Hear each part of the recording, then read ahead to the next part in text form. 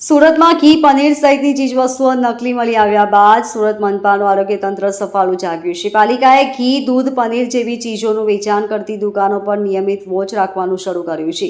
આની સાથોસાથ હાલમાં અનાજ ભરવાની સિઝન ચાલી રહી હોય સુરત મનપાના આરોગ્ય તંત્રએ અનાજ કઠોળના વિક્રેતાઓ પર પણ સકંજો કસ્યો છે.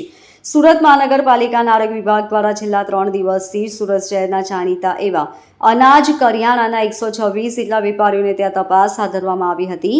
અલગ અલગ ઝોનના મોટાભાગના અનાજ કરિયાણાના વેપારીઓને ત્યાં તપાસ કરીને કુલ 15 વેપારીને ત્યાંથી અનાજ કઠોળના સેમ્પલ લેવામાં આવ્યા છે. આ તમામ સેમ્પલોને ચેકિંગ માટે પબ્લિક હેલ્થ લેબોરેટરીમાં મોકલી આપવામાં આવ્યા છે અને તેનો રિપોર્ટ આવ્યા બાદ જો કોઈ પણ સેમ્પલ ફેલ થશે તો કાર્યવાહી કરવામાં આવશે. સુરત મનપાના આરોગ્ય અધિકારીની સૂચના તથા સીધા માર્ગદર્શન હેઠળ તારીખ 13 એપ્રિલથી 16 એપ્રિલ 2024 દરમિયાન સુરત શહેર વિસ્તારમાં આવેલા જથ્થાબંધ અનાજ કઠોળનો વેપાર કરતી કુલ 126 સંસ્થાઓની ફૂડ વિભાગના ફૂડ સેફ્ટી ઓફિસરો દ્વારા ચેકિંગ હાથ ધરી આ સંસ્થામાં સ્વચ્છતાનું ધોરણ જળવાયું રહે અને રોડન્ટ કંટ્રોલ અને પેસ્ટ કંટ્રોલની કામગીરી સમયાંતરે થઈ શકે તે અંગેની નોટિસ આપવામાં આવી છે. Bureau report LK star news Surat.